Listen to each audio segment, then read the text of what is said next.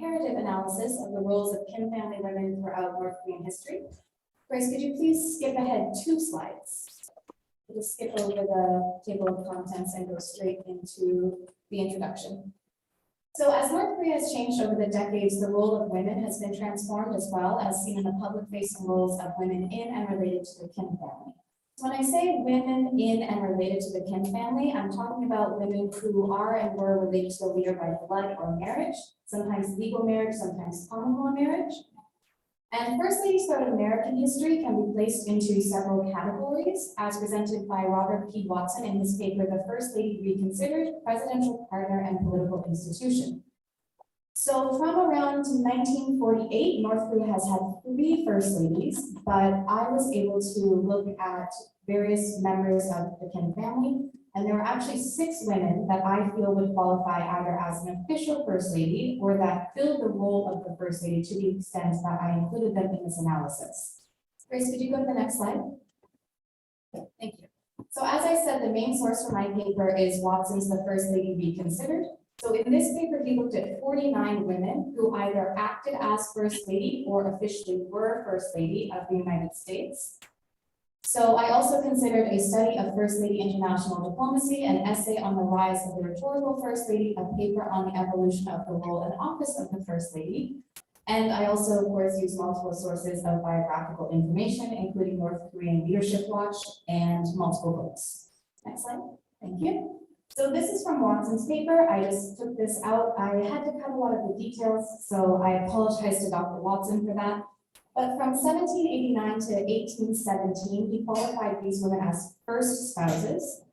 Then for the next several decades, they were absent spouses. So in this period, you saw a lot of daughters-in-laws, nieces, cousins, even the wife of the vice president who acted as first lady instead of the actual first lady, because unfortunately these women were ill or they died during before their husband's time in office.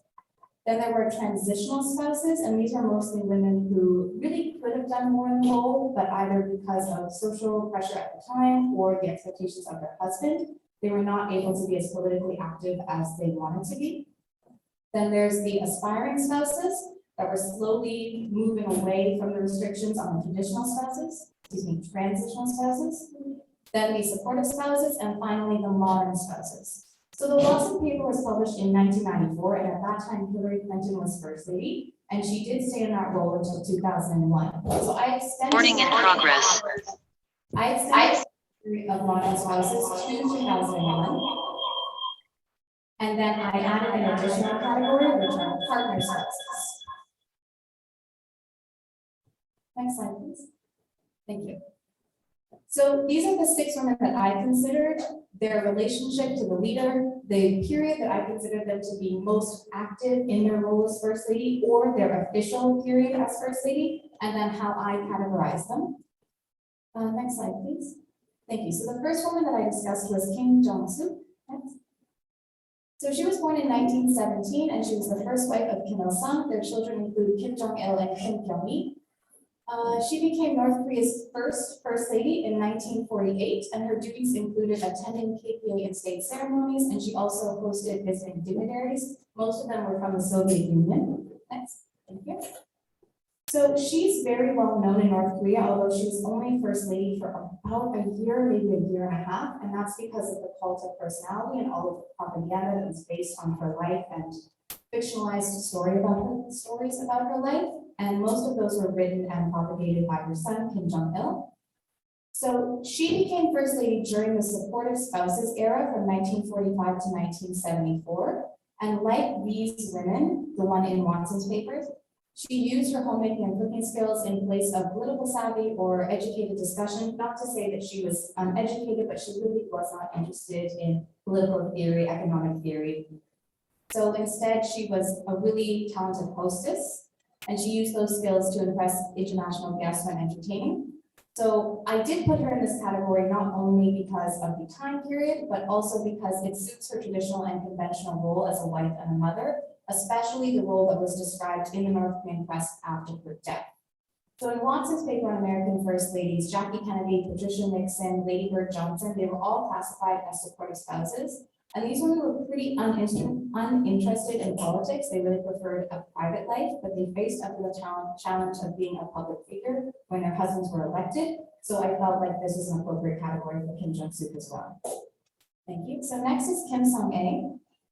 So Kim Sung-ae was born around 1924, and she married Kim Il-sung and later became the DPRK's second first lady sometime in the 1960s.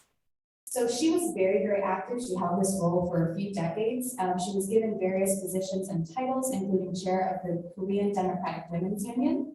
With Kim Il-sung, she visited Algeria, Bulgaria, Mauritania, Romania, Yugoslavia, and at the same time, she was very focused on arranging for one of her sons, Kim Jong-il, to someday succeed his father as the leader of North Korea. She had a significant conflict with her stepchildren, and after Kim Il-sung's death, she lost her position in DPRK politics quite quickly. So she didn't have the same cultural or historical significance as Kim Jong-suk, and that's largely because Kim Jong-suk's son was the person in charge of state propaganda production. However, like Kim Jong-suk, Kim Sung-ae is also best described as a supportive spouse, not only because, again, she fits the time period, but also because of the increasingly public nature of her position. For example, she met with American President Jimmy Carter, she traveled widely with Kim Il-sung, and one of the other distinctive characteristics of the supportive spouse in Watson's paper is that around the time of the supportive spouses, because of this increase in technology and increase in public scrutiny, the role of First Lady became almost a role of celebrity. Suddenly you were being reported on, what you were wearing, what you said, the role became much more visible. So I think Kim Sung-ae really faced that same kind of challenge where she suddenly had a very visible role, which Kim Jong-suk might not necessarily have had that element of the role, but I still categorize them both as supportive spouses. Also, I just wanted to read that last one. Unlike the next generation, which were kind of pseudo first ladies, Kim Sung-ae was legitimate and served a well-defined and structured role in the DPRK political system. Thank you. So next is Ko Young-hee. So Ko Young-hee was born around 1953 in Japan. She became a dancer in the Mansudae art troupe after the family moved to North Korea, and that was how she met Kim Jong-il. So Kim Jong-il's personal life is quite complicated. He was married, never officially divorced, had multiple mistresses, many children, based on what I've read. So during his time as ruler of the DPRK, he never had an official first lady. But in the late 1990s and the early 2000s, state propaganda was used to try to legitimize Ko Young-hee, and she started making several public appearances as the unofficial first lady. There were a couple of reasons why they did this. For example, they referred to her in early 2000s indoctrination and political education material as a respected mother who was assisting Kim Jong-il from the close quarters of his body. This is kind of an awkward translation, it's kind of a direct translation, but they were acknowledging the important relationship that she had with Kim Jong-il without outright saying that they had a romantic relationship. And these attempts were done less out of concern for Ko Young-hee, less of a, oh, well, you've been working as first lady, you've been doing all this for so long, we want to try and give you some praise and some acknowledgement in the press. It wasn't about that. It was more of an attempt to legitimize her sons with Kim Jong-il so that one of them would eventually become the new leader. So she had a very poor family background, not that they were financially poor, but because she was born in Japan, and the illegitimacy of her relationship with Kim Jong-il meant that she was stuck as, I qualify her as, a transitional spouse. So these are the women who Watson describes as having fallen short of their potential. So through no fault of her own, she was very limited in her activity and her influence by Kim Jong-il and the political apparatus of the DPRK in general. So she couldn't take on the title of respected first lady. She couldn't be the official first lady. She wasn't able to make international trips. She was very limited, very confined. So it's impossible to say whether or not she would have contributed significantly to the institution of first lady, or maybe she would have just spent her time trying to win favor from the children like Kim Sung-ae did with much of her time and much of her energy. But I do think it's fair to call her a transitional spouse. So next should be, thank you, Kim Young-hee. So Kim Young-hee, not a spouse. However, I'm including her because of the following reasons. So she sometimes appeared at public events in place of a first lady during Kim Jong-il's times. This was after the death of Ko Young-mi, excuse me. This was late 2000s, maybe 2009, 2010. So she had a very long career in Pyongyang politics. She was very well educated. She kept largely out of the spotlight during her father's time as ruler. But then starting around April of 2009, you start seeing her appear in more and more media reports, photos, news stories. And she accompanied Kim Jong-il on up to 30 guidance tours in 2009 alone. So the guidance tours are the main reason why I included her on this list of North Korean first ladies, because it reminded me, or it seemed similar to me, as the sisters, daughters, nieces, and other non-spouses that stepped into the role of first lady during the absent spouses era. She took on the work of the first lady for her brother for a period of time. Thank you. I wouldn't classify her as an absent spouse, although a lot of the non-spousal first lady actors did fall into the absent spouse category in Watson's paper. I classify her as an aspiring spouse instead, because Watson defined these women as being highly ambitious, determined, and liberated women who were significant factors behind their husbands, or in this case, brothers' careers. So I put her in this category because one of her main goals was not just appearing in these guidance tours and then acting as a first lady. She was also a kind of mentor, and she helped with the transition from Kim Jong-il being the ruler of North Korea to Kim Jong-un being the ruler of North Korea. And she also kind of mentored her niece, who was Kim Yo-jong. So Kim Yo-jong is the next person we're going to talk about. Again, not a spouse, but she had a similar career trajectory as her father and her aunt. She started working in the propaganda and agitation department before quickly rising up the ranks and becoming her brother's close associate. So North Korea has not had a vice president since the death of Kim Il-sung, and the role of vice president in the DPRK political system was never as significant or as powerful as it is in America. However, I have noted that Kim Yo-jong seems to have filled the duties of both a first lady and a vice president, or at least another high-ranking figure in an American-esque political system at various points.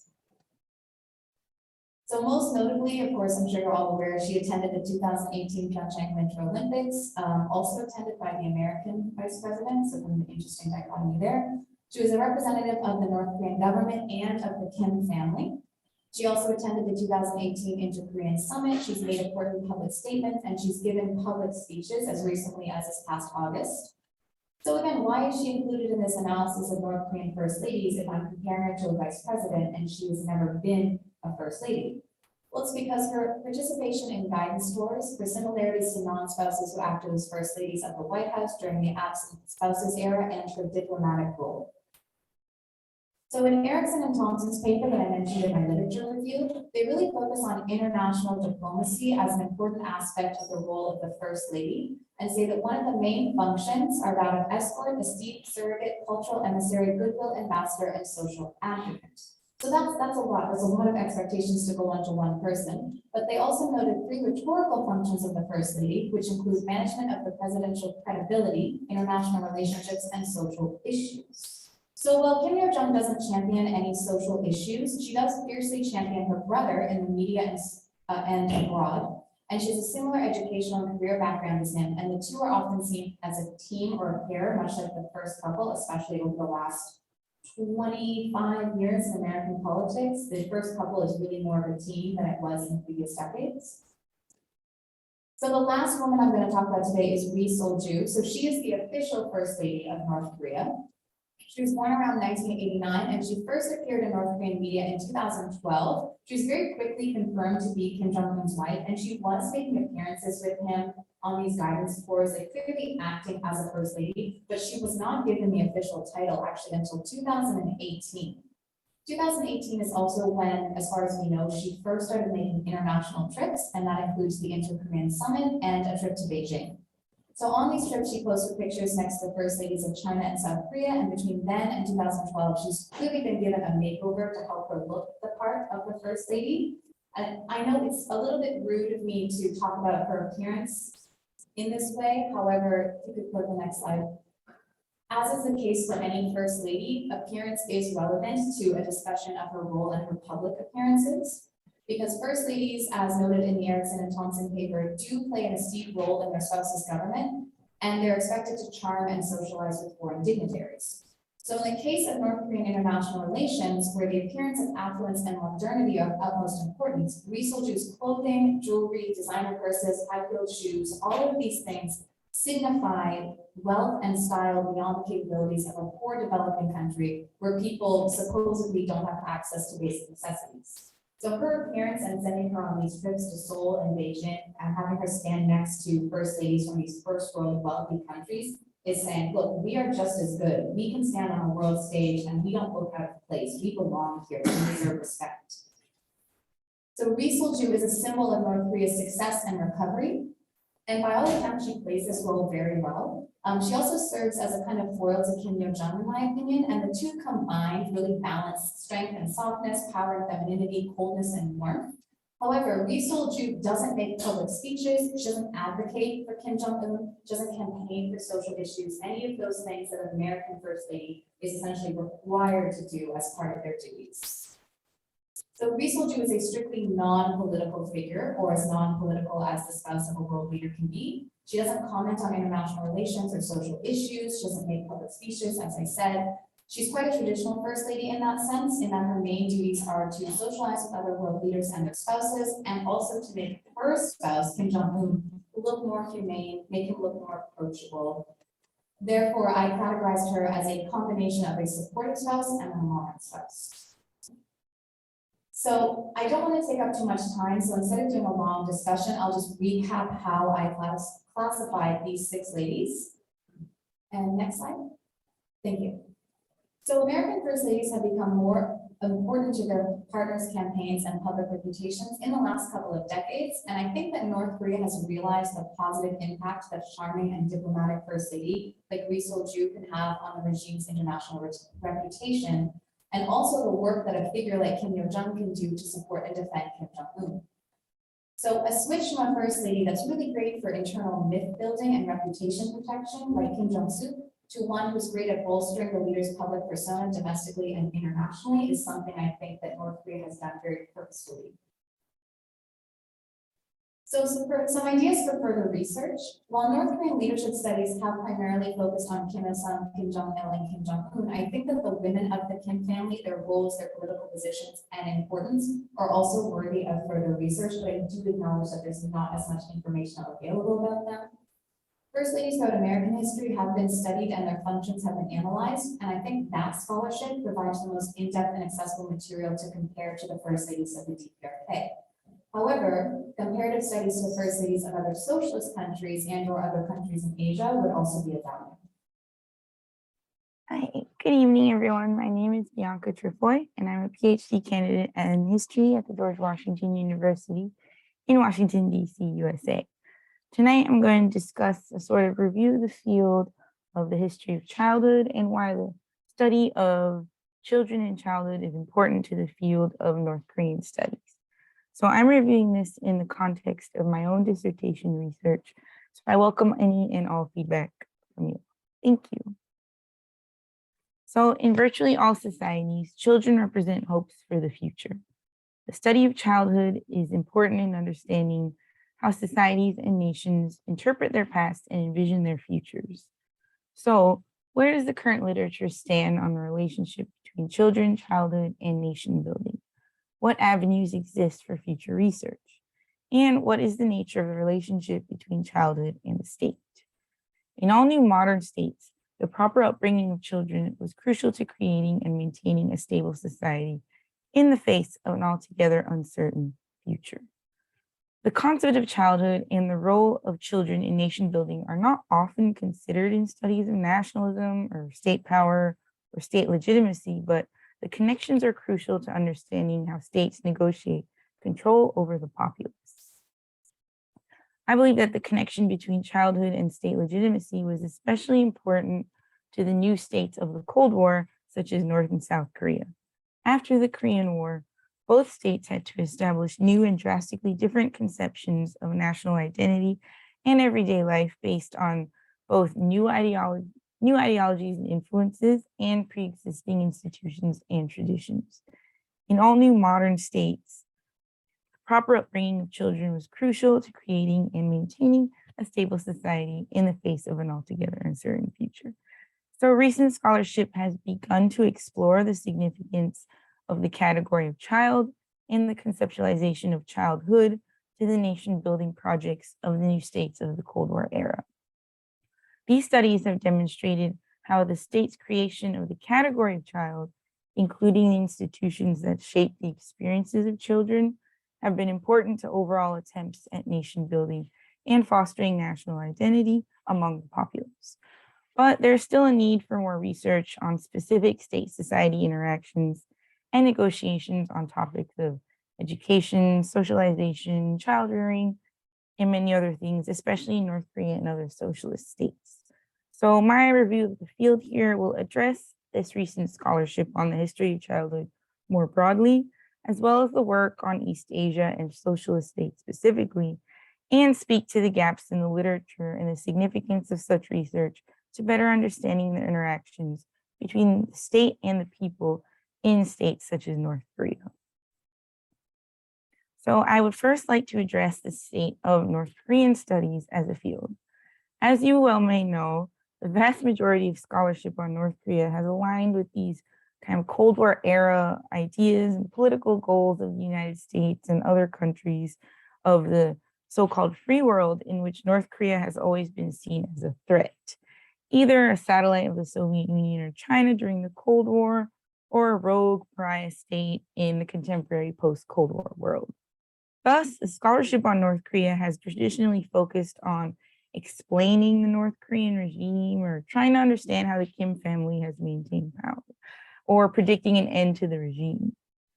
So historical studies have, for the most part, focused on the growth of the state and the relationship between state and society in terms of like top-down policy implementation with major focus on individual histories of the members of the Kim family and so on and so forth. So recently, however, scholars have been moving away from this traditional paradigm of North Korean studies as a study of the North Korean state as this rogue, unpredictable, threatening state, and instead studying North Korea, as I like to say, on its own terms, or as Bruce Cummings said, as another country. So rather than examine the state and the state ideology, some scholars are now analyzing North Korean society and people and the relationship between the individual and the state, thus granting North Korean people the agency that both the state and consequently the scholarship has denied them. So this trend in North Korean studies explores topics as varied as North Korean everyday life, motherhood in North Korea, work life, cuisine, etc., a variety of topics without this kind of Cold War era vilification of the state that was present in most, if not all, earlier studies of North Korea. So I would say that is a step in the right direction. And I have found that the rich literature on the People's Republic of China provides many useful models and methods for approaching the history of North Korea without this kind of Cold War era vilification that I mentioned. Scholars of the PRC like Aminda Smith and Sigurd Schmalzer have called for scholars to take seriously the concepts of Maoism and approach sources with the same view as the people to whom the state policies were directed, rather than dismissing all state rhetoric as kind of like inauthentic or forced upon the Chinese people who thus had to fake their interest in it. So kind of taking it seriously, taking it for what it is. I think this applies well to North Korea as well, because as much as we've seen, much of the scholarship on North Korean ideology is quick to dismiss state ideology as like illogical without any consideration of what it may mean to the people to whom it is directed. So it is worth noting that Christopher Richardson is the only author who has directly addressed North Korean childhood. And in his work, he's often dismissive of North Korean ideology, even though he's providing examples of North Koreans actively engaging with state ideas. So in contrast, I believe we should be calling for scholars of North Korea to take seriously the nationalist, political, whatever, the ideology of the North Korean state and actively address the idea that the North Korean people have truly engaged with and participated in North Korean politics. As another quick example, Ji-Hyung Harrison Kim argues in his work that in North Korea, subjectivity emerges not only from resistance or from the private sphere, but also from subtle everyday activities. So he demonstrates in his works on labor in North Korea that spontaneous acts of innovation and heroism among North Korean laborers were acts spearheaded by North Koreans themselves out of their own self-will, rather than from the push of the state or this kind of sense of the state forcing it. So in the case of childhood and children in North Korea, we may expect to uncover similar examples of school children maybe going above and beyond the expectations of the state, or just doing really well in a display of their own will or the will of their families. And these wills may have been separate or conflicting with the goals of the state. So I think in one way or another, it is possible to shed light on instances of agency in North Korean history. So I will now continue with a review of the literature on the history of children in childhood and the relevant work on childhood in East Asia. So arguably the most well-known and influential work on childhood overall is Philippe Aurier's Centuries of Childhood. In this seminal work, he argued that the idea of childhood was a modern development, and close-knit familial ties, the raising of children as distinct from adults, all these kind of things that we consider important to childhood, actually had replaced older forms of public communal child rearing in the medieval West. So many authors have since refuted his claims. His book came out in the early 60s. And indeed, like an entire cottage industry has developed around refuting his claims, but ultimately the significance of his work has persisted. More recently, Paula S. Fass published a comprehensive edited volume, The History of Childhood in the Western World, and she hoped that this book would replace Aurier's work once and for all. However, though, she does concede that it was Aurier who not only brought the study of childhood to the forefront as a serious study in its own right, but it also links the common conception of childhood to Western modernity. Most important, she notes, and I included the quote, Aurier made the specialness of childhood coincide with important historical changes and with a variety of alterations that we today define as modern in perspective and in institutions. A new attention to age, ever more carefully measured, an emphasis on privacy within a closely defined and enclosed family that becomes much more oriented to matters of child rearing, the elaboration of capitalist markets and new class distinctions, and a new emphasis on literacy and the spread of schooling. Thus, our understanding of childhood has been constructed socially as one of the many negotiations brought about by modernization. On her work in children's literature in colonial Korea, Daphna Zur critiques the Eurocentrism present in Aurier's work, but she also acknowledges the applicability of his argument to Korea. She argues that while the visibility of the child as its own category in colonial Korea is due in some part to the influx of modern Western writings and Western ideas on topics such as children's health and development, the category of child also did exist in Choson Korea, but it was expressed in markedly different ways in colonial Korea, and then later, of course, in North Korea and South Korea. So Zur's work is important to the field because she argues that the active conceptualization of children and childhood as their own categories in colonial Korea was important to Koreans' understandings of themselves and as national subjects in a rapidly modernizing East Asia. So accordingly, the most important works relating to childhood in Korea are, as I mentioned, this work by Daphna Zur, Christopher Richardson's work, which I mentioned earlier, and Na-Sil Ho. So Zur, through her analysis of children's literature in colonial Korea, and Ho in her analysis of methods of autonomous child rearing in 50s and 60s South Korea, both of these authors demonstrate that the creation of the model child and its dissemination to the masses was crucial in the development of Korean modernity and a sense of national identity that looked into the future while also incorporating essential elements of the past. We see that as kind of a central element of childhood across the board.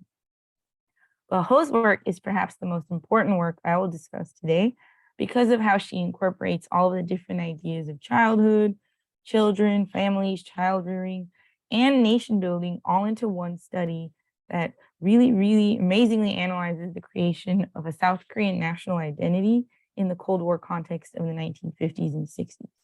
So Ho examines like the physical manifestations of a Cold War era capitalist modernity in South Korean conceptions of childhood. She looks at children's bedrooms in private homes. She looks at how infant formula was bought from American companies rather than Japanese ones. And these examples and everything else she incorporates is very impressive in illustrating the great extent to which decisions regarding children and childhood shaped the entirety of South Korean society. So I believe her work should serve really as a model for scholars investigating childhood in other Cold War era states. And really, her work is incredibly cool, and I can't say enough good things about it. I highly recommend reading her dissertation. I also mentioned Christopher Richardson, so I want to address his dissertation as well. He explores the ideological construction of childhood in North Korea, more so from an international relations perspective rather than a historical perspective. He argues that North Korean childhood, and I quote here, North Korean childhood is perceived not as a protected pre-political phase in individual human growth, but a foundational stage in the construction of revolutionary consciousness, fostering national cohesion, ideological purity, and reverence for Kim Il-sung, Kim Jong-il, and Kim Jong-un.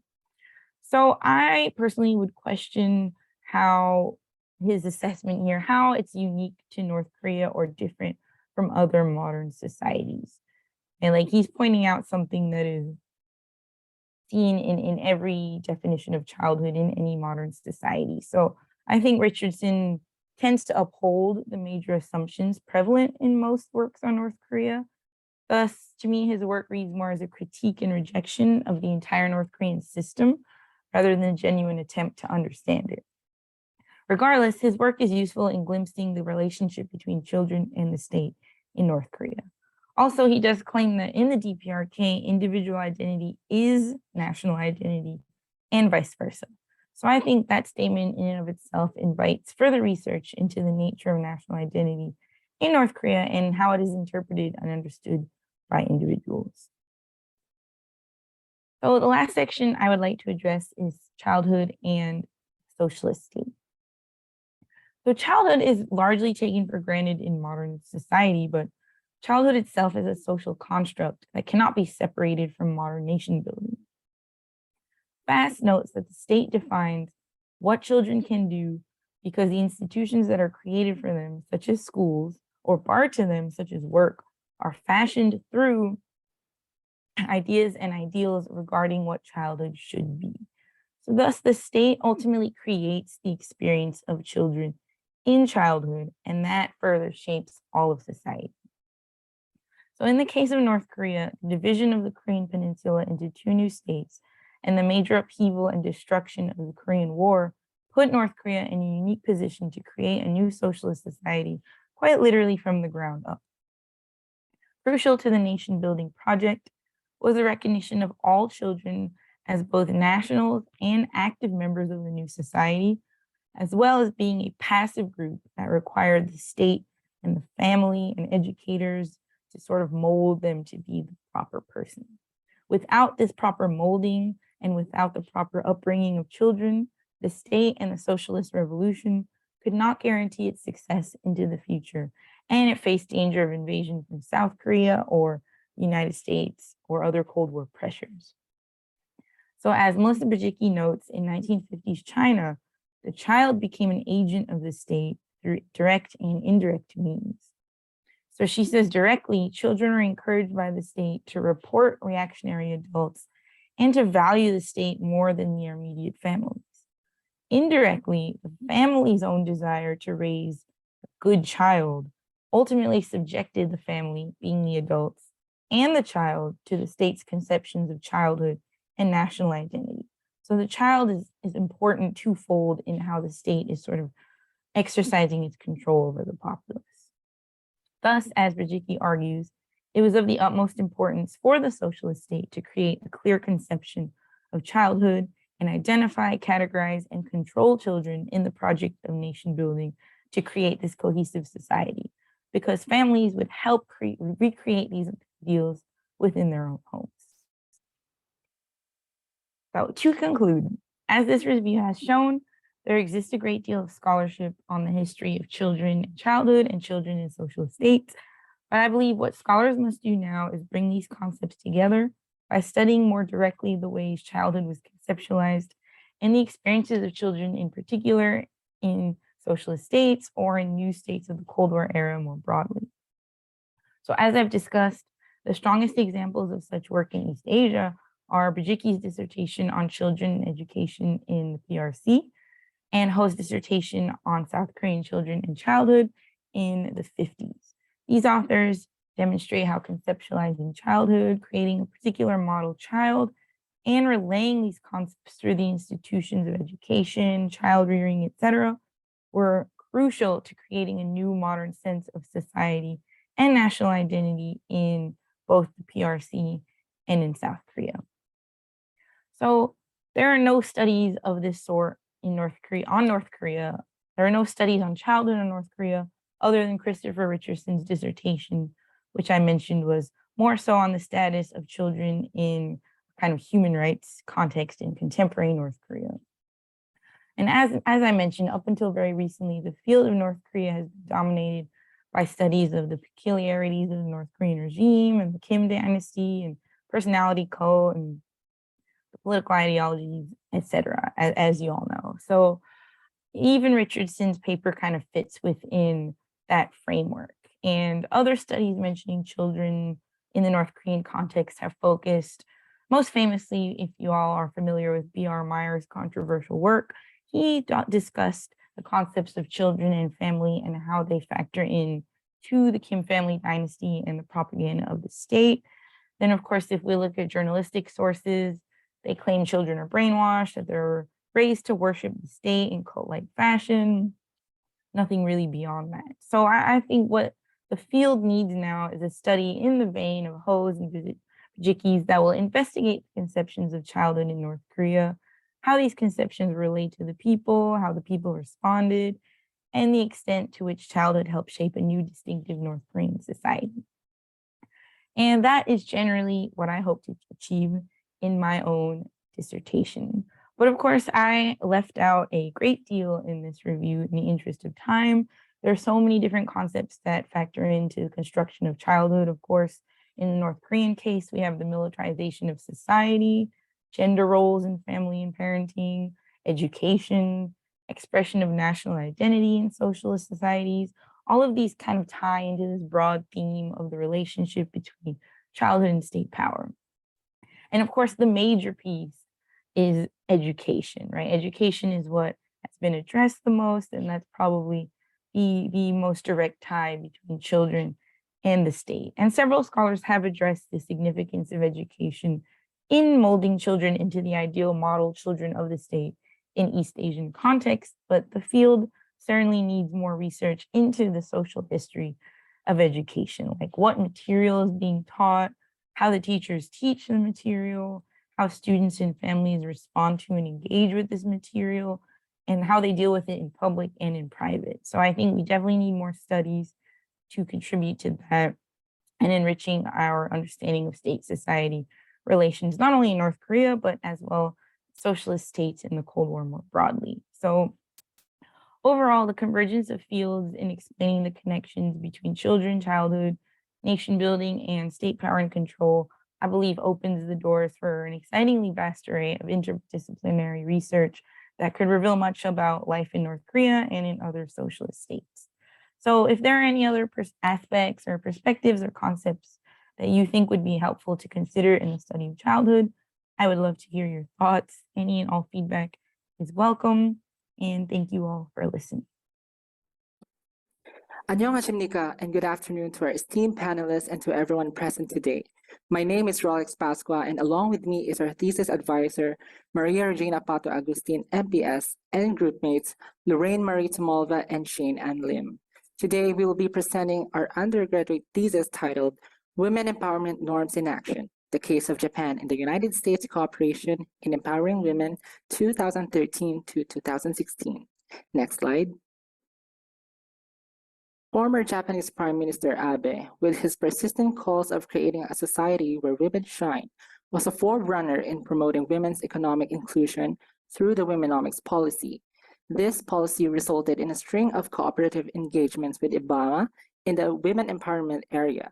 Hence, the approach taken by this study is rather an attempt to deviate from the conventional womenomics literature hinged on domestic observations, such as Abe's policy shift predicated upon womenomics and the traditional gender norms in Japan, impeding its breakthrough. In deviating from womenomics viewed domestically, the study accounted for how it induced the US-Japan increased collaboration in empowering women. Also, the mainstream literature on policy convergence mostly covered the Western regions and has focused on the convergence of common policy areas such as financial and energy policies. Therefore, this is where the study attempts to contribute to policy convergence studies as it took into account Japan and the US and their policies on women empowerment. Moving forward, to understand the observed normative congruence of Japan and the United States in terms of women's empowerment and the increased cooperation that materialized from it during the Abe and Obama administration, the researchers employed the democratic peace theory, one of the most prominent theories in the study of international relations.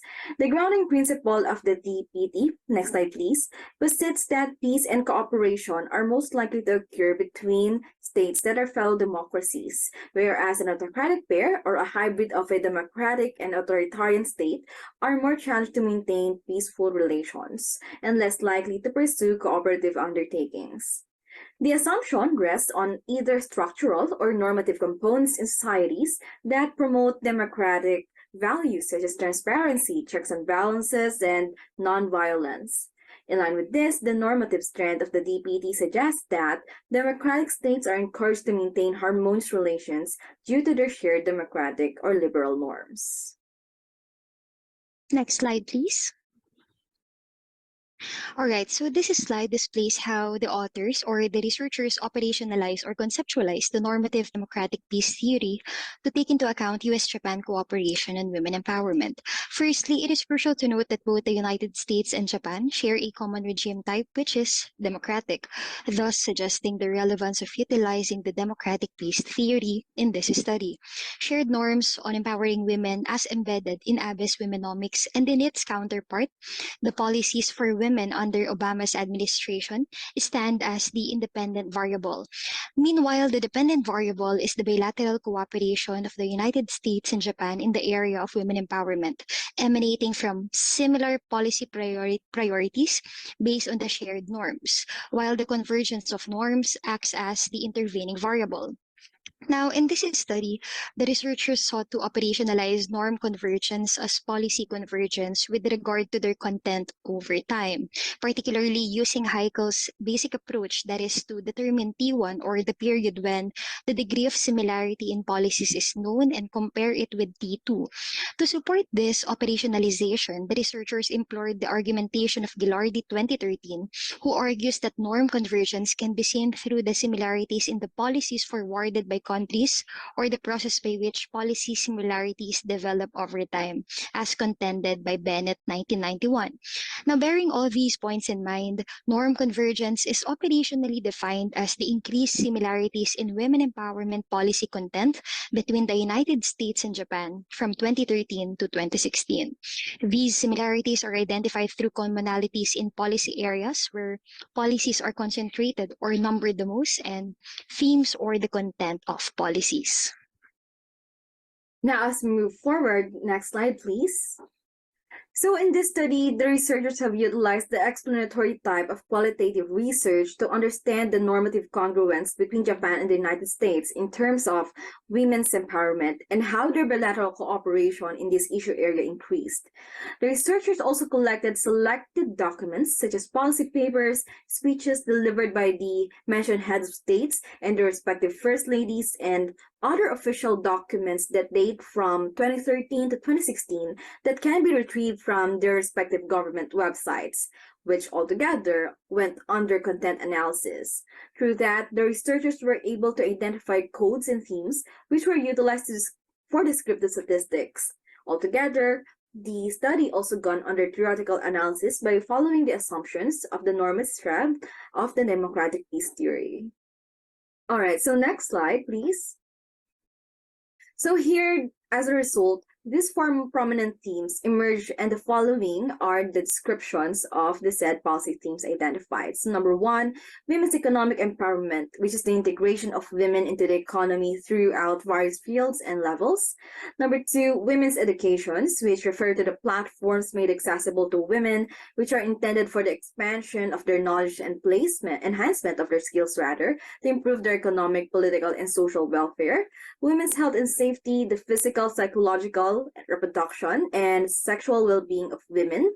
This theme it is further categorized into sub-themes, which are violence against women and women's health. And lastly, women's political empowerment, which are referred to as efforts intended to ensure the full participation of women in decision-making bodies and peace processes for the protection and promotion of their rights.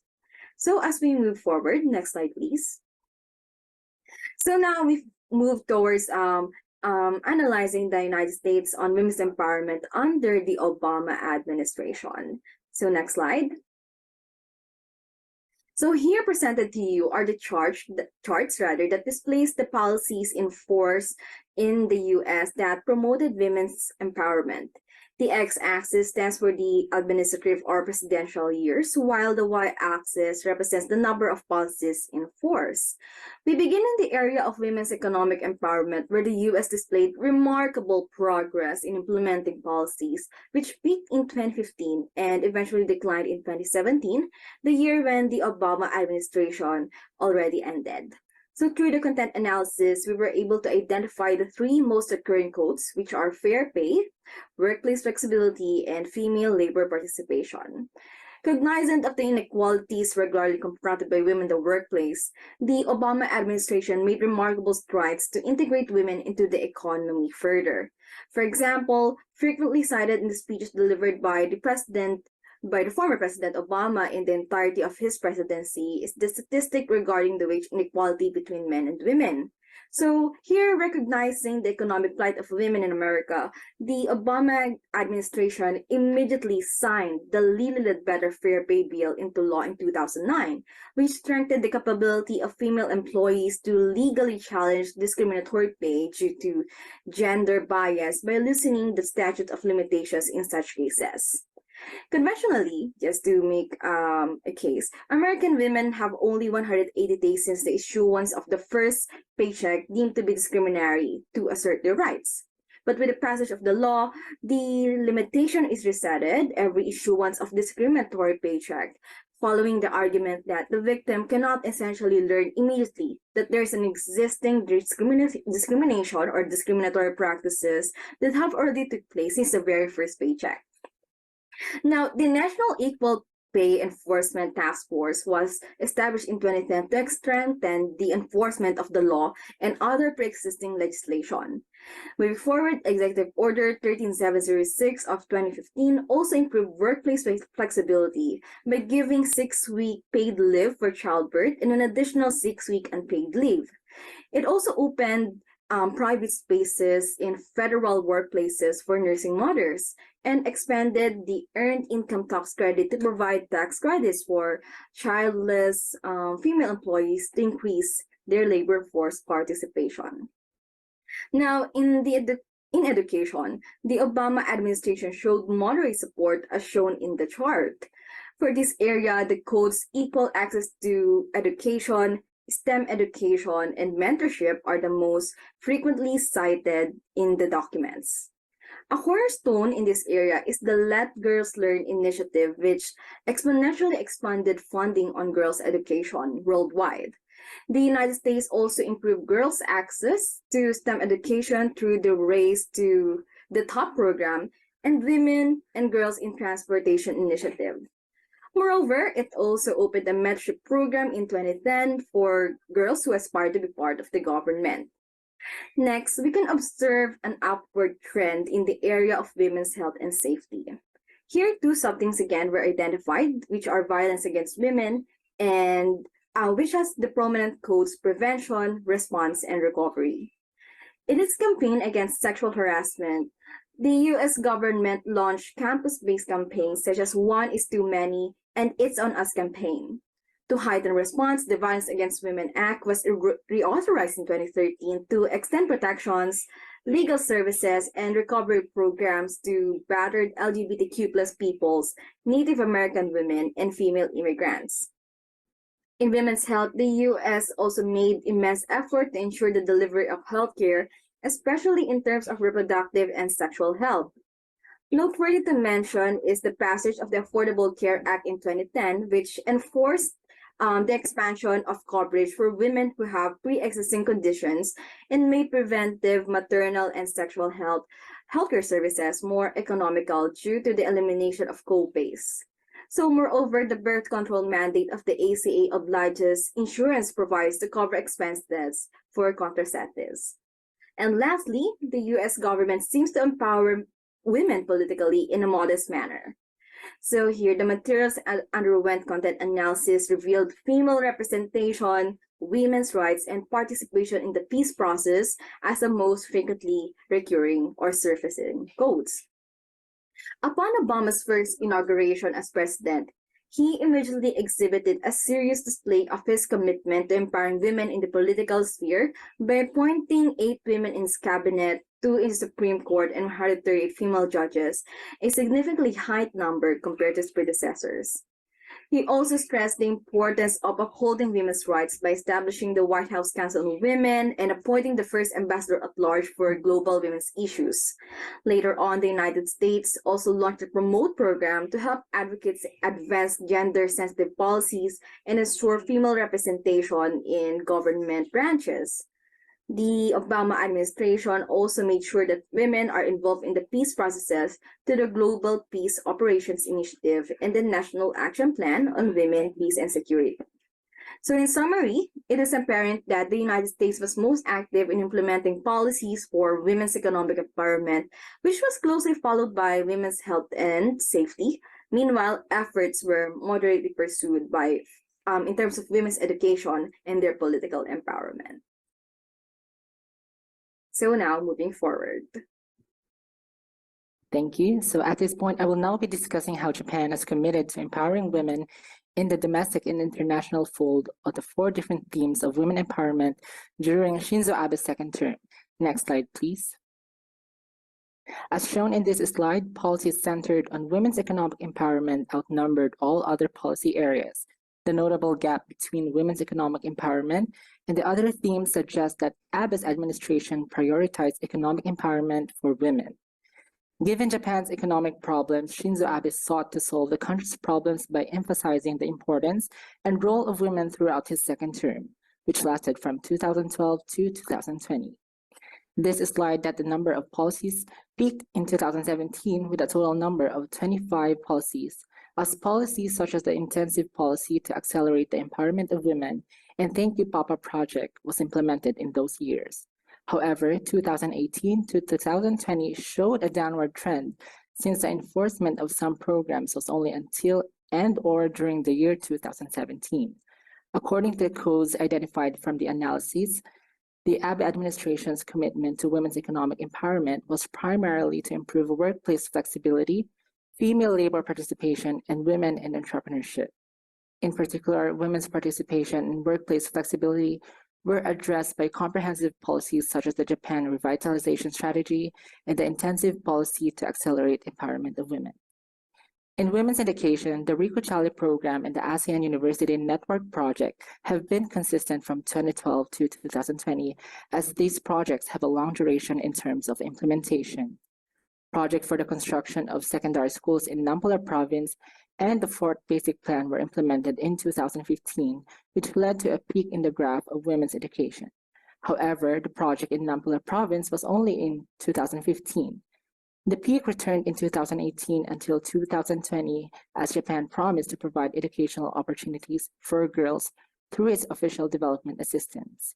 The codes related to these policies are equal access to quality education and STEM education. From 2012 to 2015, policies in women's health and safety increased and it showed a peak in 2015. However, the project and capacity development for assisting victims of trafficking in the Greater Mekong sub-regional countries, assistance for female police officers in Afghanistan, and the Delhi Mass Rapid Transport System project all ended in 2019, resulting in a significant drop in 2020. In this theme, there are two identified sub-themes, which are violence against women and women's health. The codes obtained in the policies related to violence against women are response and prevention, while for women's health, reproductive health is found. Lastly, for women's political empowerment, the graph shows that 2015 uncovers the peak in women's political empowerment. With a total of 4 policies, the 4th Basic Plan and the National Action Plan on Women, Peace and Security were both implemented in 2015, adding to the 2 programs that were implemented in 2013, namely the ODA and the Japan Revitalization Strategy. However, the ODA for women's political empowerment was only promised until 2015, leaving 3 policies until 2020. The codes found in these policies are female representation, upholding women's rights and participation in peace process. Next slide. In summary, this slide shows the main graph of policies enforced by Japan on 4 themes of women empowerment. Compared to the themes of women's health and safety, education, and political empowerment, the Japanese government implemented more policies on women's economic empowerment. This implies that the policy priority on women empowerment of the Abe administration focused on economic empowerment. Next slide, please. Comparing the trends of Japan and the US, it is apparent that both countries express similar interest in improving women's economic empowerment as a policy priority, thereby making it their area of convergence. From the content analyses, both countries frequently mention the key codes, workplace flexibility, and female labor participation, which also manifested in the policies they have enacted, such as the Executive Order 13706 and the Expanded Earned Income Tax Credit in the US and Japan's Womenomics. Next slide. Although similar themes and recurring codes were observed, policy convergence was not demonstrated due to large gaps in the number of policies implemented in both states, such as in the case of women's education and women's health and safety, or very few policies implemented in the policy area in both states, as in the case of women's political empowerment. Next slide. All right, next slide, please. Thank you. Let me now invite you to the discussion on US-Japan cooperation and women empowerment, particularly their common priorities, policy convergence, and resulting bilateral cooperation. Firstly, to set the backdrop, here is a survey of pre-womenomics cooperation between Japan and the United States on women empowerment, showing that the 2 states had very limited bilateral engagements on the issue area before 2013, or when the Womenomics was not yet in force. Prior to the launching of Japan's Womenomics, the recorded bilateral engagements between the US and Japan related to empowering women were the inclusion of the Women in Development to their broader cooperative framework, namely Common Agenda for Cooperation and Global Perspective in 1995, which principally aimed at providing girls with educational opportunities and assistance for women's microenterprises in developing countries.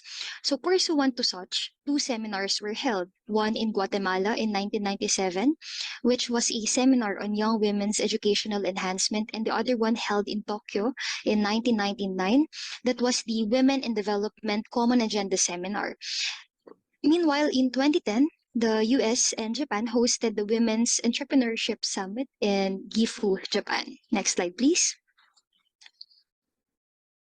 All right, conversely, after Japan's Womenomics was implemented, or the same period when both states' separate policies had increasing similarities, there was a substantial increase in their bilateral cooperation in empowering women, which was observed in all 4 themes: women's economic empowerment, women's education, women's health and safety, and women's political empowerment.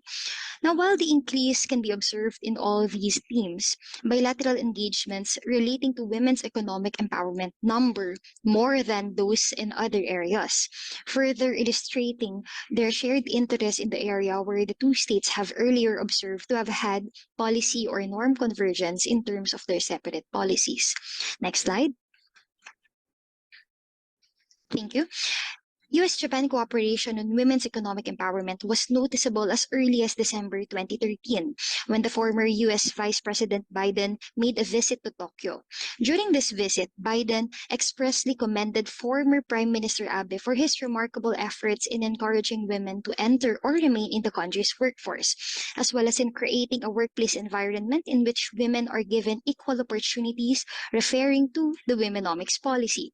After which, Japan and the United States forwarded their shared commitment to enhancing women's economic inclusion through joint efforts benefiting women within and outside their borders. Similarly, Japan and the United States also vowed to foster close coordination in encouraging women's economic inclusion in multilateral avenues such as the ASEAN Economic Community and APEC Women and the Economy Forum.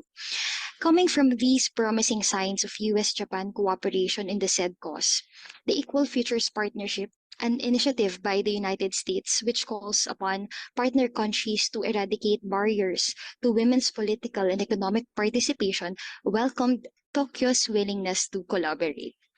Next slide. Moving forward, the year 2014 was a landmark victory for these two countries in their commitment to empowering women in the economy, thus explaining the significant rise in their joint undertakings during this time. From this point forward, Japan's Womenomics agenda became an avenue where American and Japanese government officials, companies, NGOs, and members of their societies convene and discuss ways by which the aims of Womenomics can be further improved. More concretely, the US-Japan Womenomics Seminar was held in September during this year, where Mrs. Aki Abe, the former First Lady of Japan, gave remarks on changing common perceptions of women's employment and on measures placed to intensify female participation in companies.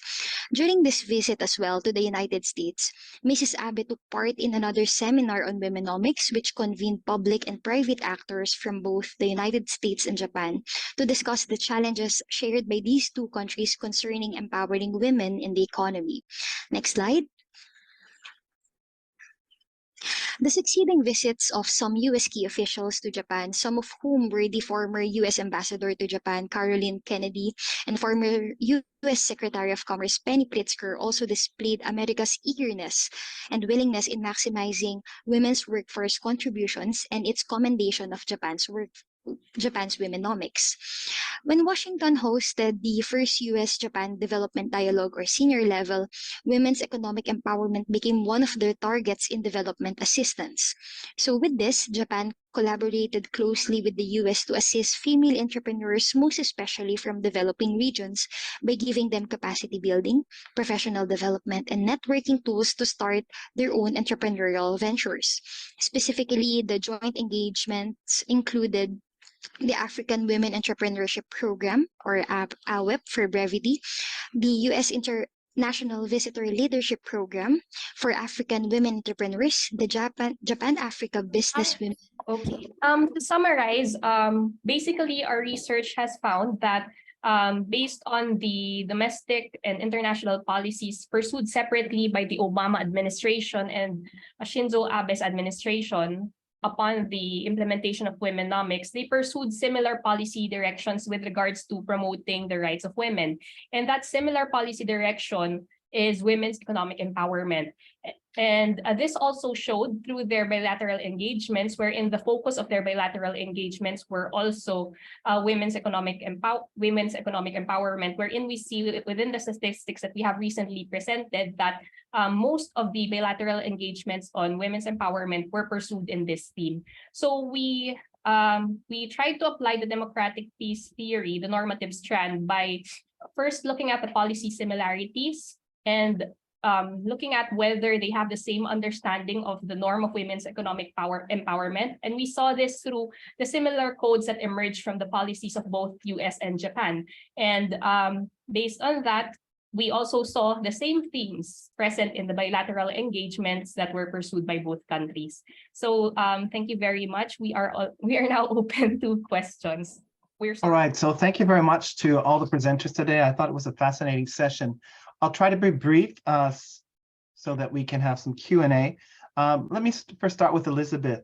Absolutely fascinating presentation. Congratulations on choosing a topic that I think is novel, original, and really brings in different perspectives. I guess the biggest question I have for you, and you touched upon it in the final aspects of your presentation, is what is your research puzzle that you really want to focus on? And here I was thinking of, why are their roles changing, and how you could drill into the changing roles. And here I was wondering if you could include perspectives, for example, of the parallels with Japan and China and South Korea in terms of how they are deploying first women in their diplomacy over different decades of time. I'm wondering if there was a relationship between socialist ideals and the evolution of women in modern states.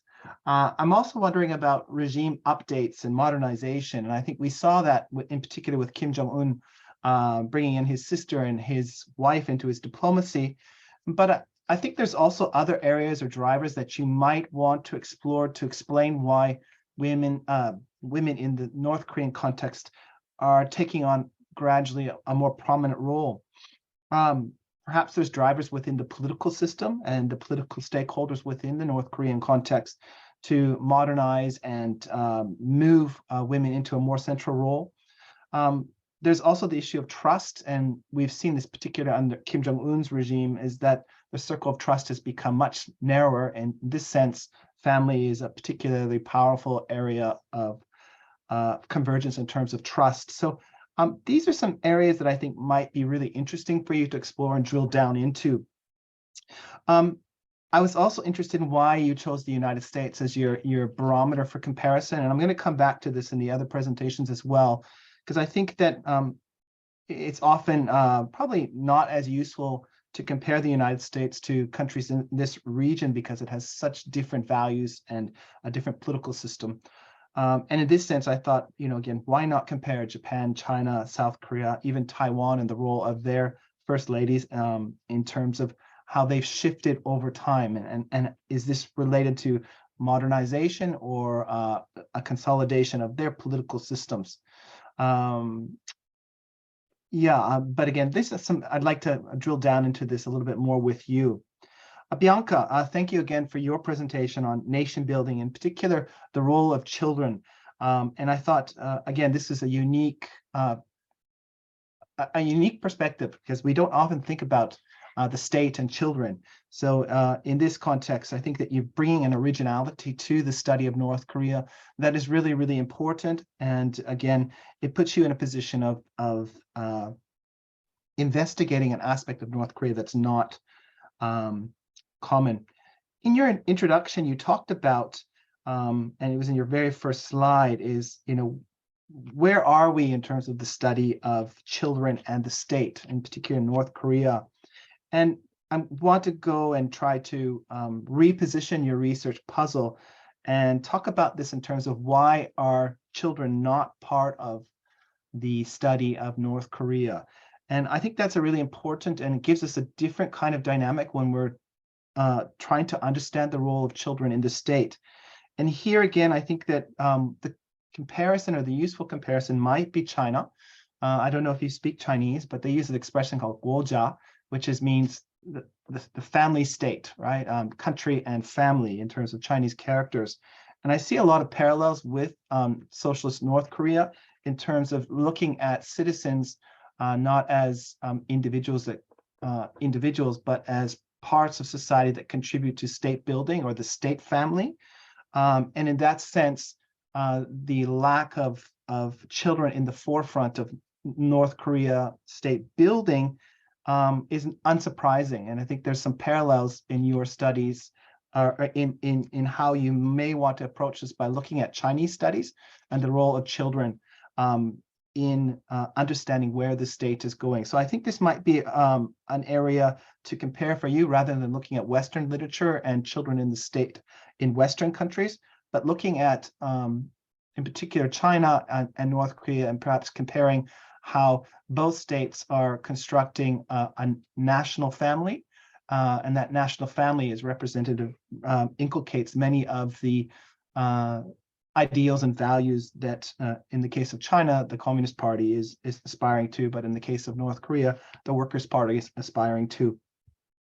I guess another question I had for you is, are children instruments of the state? And if they are instruments of the state within the North Korean context, how can we understand that role? And this is something I hope that you can drill down to in your study. I really thought the fact that you brought in literature that you felt would be really interesting, I guess, platforms, or a good comparison to build studies of children in North Korea would also be really interesting. For the last presentation on women empowerment in Asia, I thought there was really some interesting data in the presentation. I was wondering again, why compare the United States rather than Republic of Korea, Singapore, China, Hong Kong, in that they have much more similar social systems than the United States. And I think that you may see a lot of similar trends in terms of the instrumentalization of women in the economy, rather than thinking about women and their rights within the economy. And this is something that, again, I'm not sure why you chose the United States. I think there are better case studies within the region, in particular Hong Kong and Singapore. The second is your democratic peace theory and norm convergence. And here, again, I don't want to say that Japan is not a democracy. I don't want to say Japan does not have a civil society. But Japan's civil society is about consensus-based, or consensus making within society, whereas the United States civil society is about advocacy for rights. And I think these are fundamentally different forms of democracy. And as a result, the democratic peace theory, from my view, may not be a useful tool for looking at convergences between the United States and Japan. I also think that it may be a flawed assumption to think that Japanese women would like the same form of gender equality as the United States and United States women. There's plenty of studies that continue to say that Japanese women really don't want full inclusion in Japanese society, in Japan's society's current form. And I think that that is a real consideration for you to be taking, that they may have a different formula for what they mean by gender equality in the Japanese context. And this may present you a very different understanding of the convergences and norms about gender equality in each society. Lastly, and I think really importantly, is for you to drill down into womenomics. And I think womenomics was the right direction, but in terms of the real changes in Japanese society, it was not sustainable. In the COVID pandemic, the gains from womenomics quickly fell, and women were found secondary in the Japanese economy. They had to take on the burden in terms of taking on family work.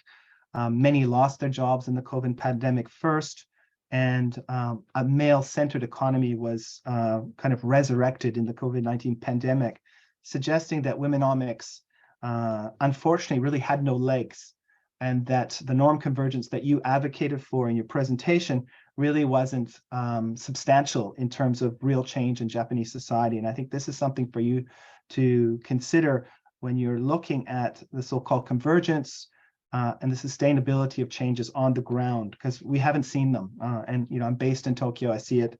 Women really aren't front and center in the economy. They were seen as the first choice in terms of losing their jobs during the pandemic. And the state actually didn't do much to help women during the pandemic. They thought that this was a good way to maintain social stability. So again, on the norm convergence and democratic peace theory, I think that there might be a correlation, but I think it's a rather weak correlation that you're going to have to work on a little bit more. But I do think that women empowerment in Japan is critical area for study moving forward. You have done some good contributions in terms of looking at what are the priorities for women in the economy. And I think I encourage you to continue to do that research. And I'll stop there. Thank you.